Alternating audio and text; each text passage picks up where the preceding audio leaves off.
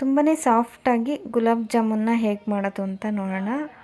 ಮೊದಲಿಗೆ ಸಕ್ಕರೆ ಪಾಕನ ಮಾಡ್ಕೊಳ್ಳೋದಕ್ಕೆ 2 ಕಪ್ ಸಕ್ಕರೆನ ಒಂದು ಪಾತ್ರೆಗೆ ಹಾಕ್ಕೊಂಡು 2 ಕಪ್ ನೀರನ್ನು ಹಾಕಿದ್ದೀನಿ. ಇದನ್ನು ಬಿಸಿಯಾಗೋದಕ್ಕೆ ಇಡಬೇಕು. ಪಾಕ ಅಂದರೆ ನಮಗೆ ತುಂಬ ಗಟ್ಟಿ ಪಾಕ ಅಥವಾ ಒಂದೆಳೆ ಪಾಕ ಏನೂ ಬೇಡ. ಜಸ್ಟ್ ಸಕ್ಕರೆ ಕರಗಿ ಅದು ಅಂಟು ಬರೋ ಅಷ್ಟಿದ್ರೆ ಸಾಕು. ನೋಡಿ, ನಾವು ಈ ಥರ ಮುಟ್ಟು ನೋಡಿದಾಗ ಅಂಟು ಬರ್ತಾಯಿದೆ ಅಂದರೆ ಆಗಿದೆ ಅಂತ. ಈಗ ಇದಕ್ಕೆ ಏಲಕ್ಕಿ ಪುಡಿ ಮತ್ತು ಕೇಸರಿನ ಹಾಕಿದ್ದೀನಿ. ಹಾಗೆ ಒಂದು 2-3 ಹನಿಯಷ್ಟು ನಿಂಬೆ ರಸನ ಹಾಕಿದ್ರೆ ಪಾಕ 15 ನಿಮಿಷದಲ್ಲಿ ರೆಡಿ ಆಗುತ್ತೆ. ಈಗ ಒಂದು ಬೌಲ್ಗೆ ಸ್ವಲ್ಪ ಹಾಲು ಮತ್ತು ನೀರು ಮಿಕ್ಸ್ ಮಾಡ್ಕೊಂಡಿದ್ದೀನಿ. ಜಾಮೂನ್ ಮಿಕ್ಸ್ ಇರುತ್ತಲ್ಲ, ಅದನ್ನು ಒಂದು ಸಲ ಕೈಯಲ್ಲಿ ಈ ರೀತಿ ಹುಡಿ ಮಾಡಿದ ನಂತರ ಸ್ವಲ್ಪನೇ ಹಾಲನ್ನು ಹಾಕ್ತಾ ಮಿಕ್ಸ್ ಮಾಡ್ಕೋಬೇಕು. ಚಪಾತಿ ಹಿಟ್ಟಿನ ಥರ ಇದನ್ನು ನಾದಬಾರ್ದು. ಸ್ವಲ್ಪ ಎಣ್ಣೆನ ಹಚ್ಕೊಂಡು ಈ ರೀತಿ ಚಿಕ್ಕದಾಗಿ ಉಂಡೆಗಳಾಗಿ ಮಾಡಿ ಇಟ್ಕೋಬೇಕು. ಈ ಉಂಡೆ ಮಾಡೋ ಅಷ್ಟರಲ್ಲಿ ನಾನು ಎಣ್ಣೆ ಬಿಸಿಯಾಗೋದಕ್ಕೆ ಇಟ್ಕೊಂಡಿದ್ದೆ. ಈಗ ಅದಕ್ಕೆ ಈ ಉಂಡೆ